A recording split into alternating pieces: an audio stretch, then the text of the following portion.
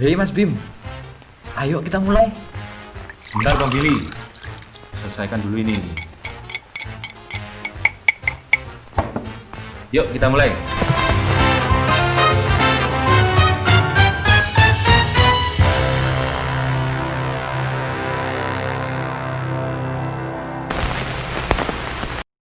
Hei kawan, Anda sedang mendengarkan Realita Podcast.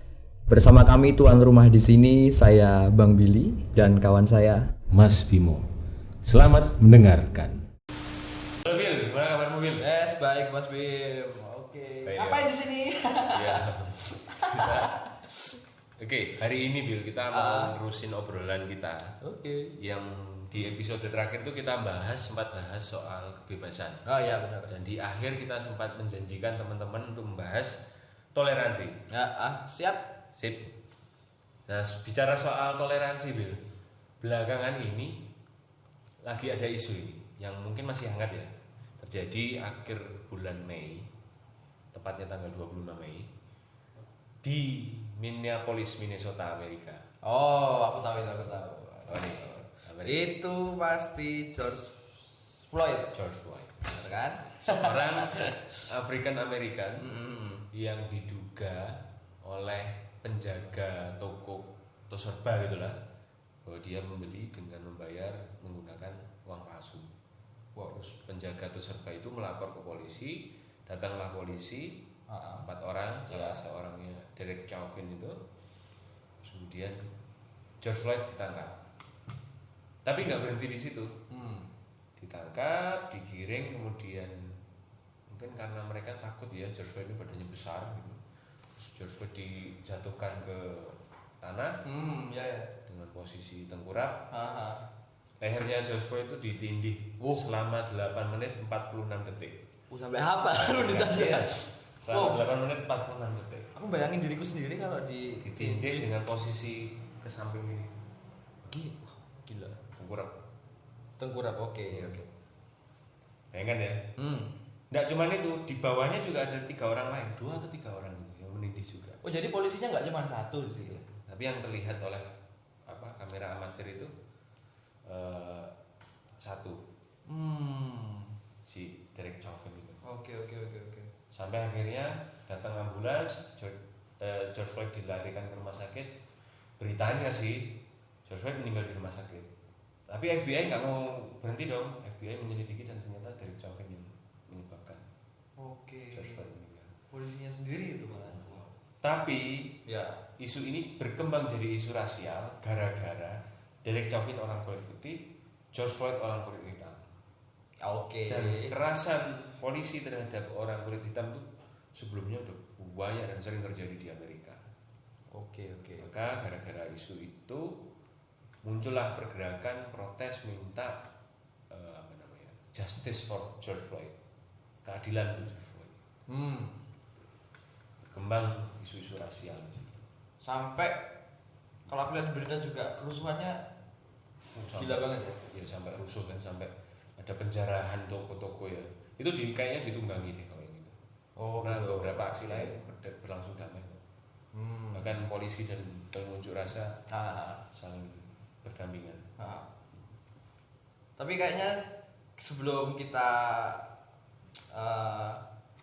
obrol-obrol tentang podcast ini tadi, kita juga sempat cari George Floyd itu. Ada satu foto yang aku lupa, kayaknya kamu lebih ingat ya. Satu foto yang ada tato.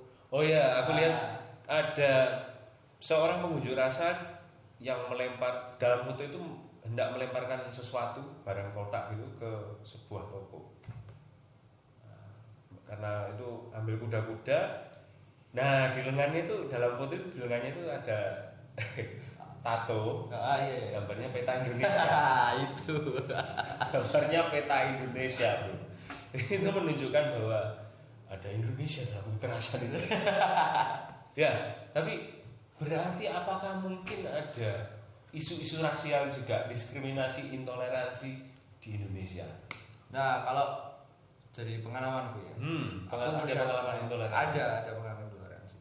Jadi, ya aku ini kan ya tinggal di satu kampung, dan di kampung itu rata-rata warganya adalah orang Madura dan kalau dibilang agama Muslim. Hmm.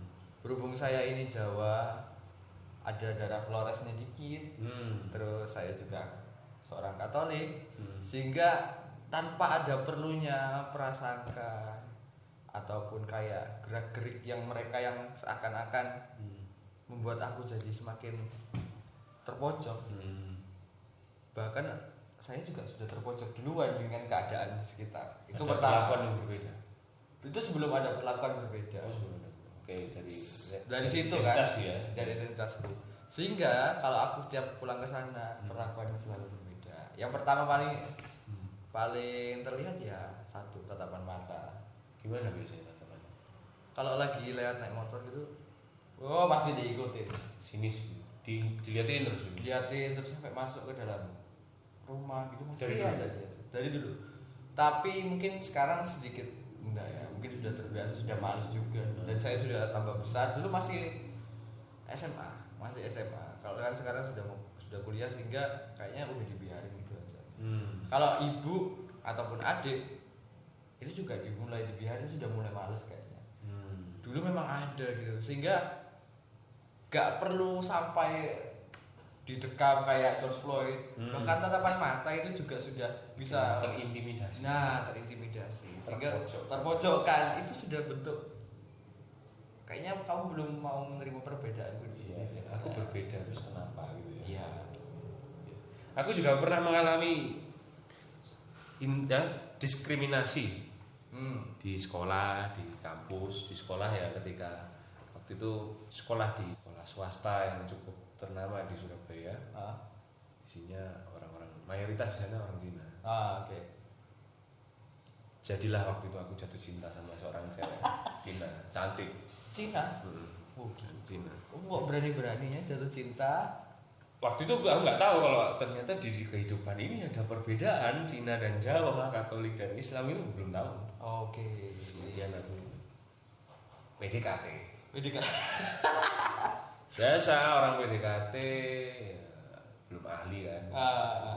Norak lah, kelihatan banget PDKT-nya.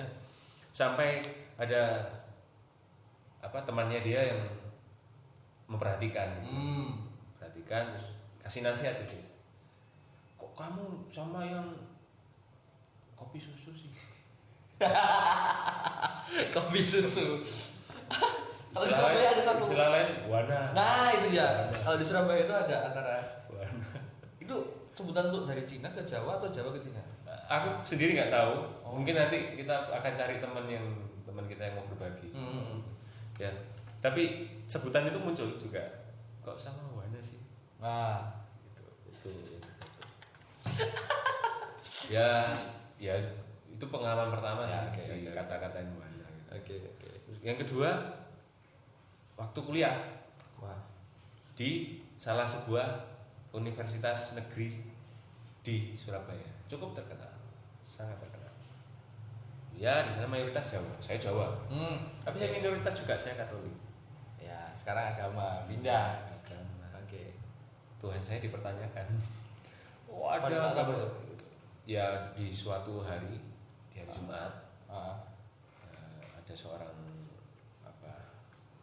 ustadz mungkin ya yang khotbah di situ, bicara sama umatnya, sama jemaahnya soal konsep Tritunggal Maha Kudus. Tapi dengan nada yang mempertanyakan, terus ada sedikit intimidasi gitu. Tritunggal Maha Kudus itu gimana? Waktu itu ustadznya bilang apa sih? Supaya Itu kayak agama tetangga kita itu. Kok Allah yang nak telu? Oh, alah, ya baru tahu aku. Ya, Oke. saat itu aku dengar, terus kemudian ya aku karena keburu mau kuliah ya udah terus saja ke kelas gitu. Terus saja ke kelas. Tapi pulang setelah kelas ada seorang teman yang Katolik juga tanya ke aku, Bim, kamu dengar tadi khotbahnya itu? Iya dengar. Kenapa? Ya itu loh, ini. Ya dia tersinggung gitu kan. Terus kemudian aku bilang, ya sudahlah, Bapak Ustadz itu kan juga belum tahu Katolik itu seperti apa, Tritunggal Maha Kudus itu juga seperti apa juga. Oke. Ya lumrah lah bapaknya kayak gitu. Oke. Ya sudah, oke. Oke, benar. itu pengalaman yang Kira-kira kok bisa ya muncul sikap-sikap atau bahkan mungkin orang-orang yang intoleran? Menurut Gili Ya. gimana ini kok bisa muncul? Kalau menurutku ya ketika aku baca-baca buku atau belajar-belajar ada sama kayak kita 3 pilar sebutannya. 3 pilar yaitu sebelum kamu intoleran pasti kamu ada prasangka dulu. Ada prasangka. Prasangka itu sebetulnya tidak diucapkan. Oke. Itu hanya ada di dalam diri kita yang kita pikirkan. Kita berprasangka dulu. Kenapa ya kamu pulang malam ya? Mungkin kayaknya kamu tuh bekerja malam. Ya, clubbing gitu. Itu prasangka dulu. Sehingga nanti stereotipnya yang kedua itu adalah stereotip. Stereotipnya adalah Apa itu? Billy adalah orang yang kerja di clubbing. Dia berani mengucapkan Oke. karena prasangka tadi. Bekerja di clubbing itu baik atau tidak kalau dari stereotip itu? Negatif banget. Sangat negatif. Berarti Negatif banget. label negatif terhadap pekerja clubbing itu Ada di stereotip itu. Dan itu yang disebut stereotip ya. stereotip. Memang kalau masalah intoleran itu selalu negatif kan. Sehingga apapun mulai dari prasangka nggak mungkin prasangka positif. Kayaknya dia pulang malam habis kerja keras bantu ibunya. Nggak mungkin. Ya. Kayaknya ini pasti negatif pasti. Sehingga diskriminasi. Perlakuan, kata-kata gitu ya. Atau mungkin Outputnya jadi diskriminasi. benar. Makanya George Floyd itu sampai sebegitunya dibela oleh banyak orang. Karena mungkin ya kalau FBI ngomongnya karena polisi, ya polisi itu sudah mendiskriminasi duluan dengan Dia tindakan. berpikir ini orang kulit hitam, itu kebetulan pakai kutung, pakai Kutung. tank top gitu. Preman ini wes, Wah, ini. kalau Indonesia preman itu pasti Ya, orang harus. jahat, langsung sikat. Nah jadi ya aksi terakhir ya diskriminasi, yaitu mungkin ada rasisme, ada seksisme, banyak model diskriminasi yang kita dapatkan. Sehingga kalau bilang orang Indonesia harusnya seperti apa, gitu kan. Seperti apa? Karena Indonesia luas. Kalau aku menyarankan, mulai dari prasangka itu kalian harus berhenti di situ dulu. Berhenti di prasangka. Berhenti di Nggak usah prasangka. keburu ke stereotip ya. Ya, nggak usah kalian hujat dulu deh. Berhenti di prasangka sehingga kalian tuh bisa mikir, kenapa ya? Kok dia pulang malam misalnya? Contoh yang tadi. Kenapa ya? Kok Tuhannya 3 ya? Kenapa ya kok dia pulang malam? Oh dia kerja di clubbing. Kenapa ya dia kok kerjanya di clubbing? Nah, sehingga kalian tuh bisa mempertanyakan hal itu. Iya iya. Apakah rugi? Apakah membuang waktu? Menurutku enggak. Iya. Iya. Itu kan yang orang-orang sekarang bilang kepo. Kepo ya. Knowing every particular object. Wah, Iya betul kepo. Dan sebenarnya kepo itu baik loh. Kita memahami, kan untuk memahami, knowing kan, knowledge, knowing, memahami yang benernya kayak gimana, realitanya gimana sih? Kenapa kok orang itu kerja di clubbing? Ya kan? Iya. Ya aku sepakat bahwa muncul prasangka itu jelas lumrah. Ya kan? Muncul prasangka itu lumrah. Dan dari prasangka itu kita jadi paham bahwa oh ternyata manusia itu beda-beda ya. Ya, itu maksudnya dari situ tuh. Ya. Enggak belajar akhirnya kan. Ya. Kalau kita sudah belajar, Tapi wujud belajarnya itu adalah mengkonfirmasi itu, ya kan? benar. Oh Iya, iya benar. tadi, Benar. ya. Ya. Orang kalau langsung masuk ke stereotip nggak belajar, Ya benar. ya kan? Jadi ya makanya Indonesia ini sering dibilang masyarakatnya ini gotong royong, masyarakatnya ini ramah, masyarakatnya dekat. Ya karena bentuk itu pertama. Nggak mungkin kalian apalagi di Jawa Tengah Ya. kanan kiri itu pasti wah Ya, itu ya. kayak saudara kayak kenal. Gemah ripah lo Jinawi. Nah orang Jawa Tengah kan. Orang tua. Orang tua. Bapak ibu saya orang Jawa Tengah. Nah Iya. makanya itu. Jadi itu rumus orang bertoleransi ya. Iya. Muncul prasangka, dipahami bahwa itu ada perbedaan. Kita manusia ada perbedaan. Kita sebagai insan terdidik, baiknya kita mengkonfirmasi itu ya. Mengkonfirmasi itu dengan kepo tadi. Dengan kepo tadi. Ya, setelah kepo, akhirnya kita lupa untuk melabeli orang. Iya benar. Lupa untuk stereotip. Akhirnya kita paham sendiri. Oh ternyata orang Katolik itu Tuhannya ya bukan Tuhannya. Jadi konsep Tritunggal Kudusnya itu seperti ini. Ya, Oh ternyata orang Jawa itu nampak kelemar-kelemar itu karena apa? Ya. Gitu ya. Oh orang itu kok kerja di pub atau klub malam itu kenapa? Mungkin karena nggak ada lowongan lain. Benar kayak gitu. Sehingga kita tidak mulai beli. Dan mungkin ini agak lebih jauh dari kita belajar dulu tahu, yaitu menjaga dialog untuk komunikasi sama dia. Setelah kita tahu mungkin mengapa ya, mungkin kayak gini ya, ditanya kan, berkomunikasi, berdialog. Akhirnya, malah berteman, malah bersaudara. Nah, seharusnya yang dilakukan orang-orang itu seperti ini sih menurutku. Yang kita lakukan seperti itu ya. Iya. Dan apa ya? Karena apa Mas? Nggak buru-buru melabeli. Ya, nggak buru-buru melabeli. Indonesia kaya loh. Banget. Dari Sabang sampai Merauke itu ada banyak suku. Makanya. Agamanya ada berapa di Indonesia? Belum penghayat kepercayaan. Yang tidak tercatat. Yang aku pun nggak tahu apa. Diakui atau tidak. Ya gue itu kan. Bahasa budaya. Makanan. Wah, itu. Bahkan kenapa ya? Aku juga mikir kenapa kok yang kulit hitam kulit putih aja bisa rasis, padahal di Indonesia tuh banyak. Seharusnya saya kalau setiap berjalan ketemu yang berbeda, aku bisa untuk tidak toleran. Iya. Karena mereka berbeda semua. Iya. Nah, bersyukur loh kita punya pedoman Pancasila itu kan. Iya, makanya Kemanusiaan yang adil dan beradab akhirnya mendorong kita untuk ya bisa atau enggak, tapi kita harus menghargai keberadaan orang akhirnya kan. Benar.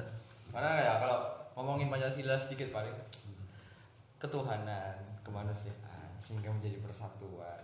Itu semua tuntutan yang kalau mau dilakukan sebenarnya bahkan orang-orang di sini pun nggak bisa kaya. Karena harus keadilan sosial harus bagi seluruh adil. rakyat Indonesia. Nggak boleh ada kaya miskin berarti. Iya. Nah, kalau mau sampai ke situ. Tapi kita hanya bahas toleransi dulu. Toleransi dulu. Jadi Sehingga- Bil, kesimpulannya Bil, supaya kita toleran, balik lagi ya, benang merah saja.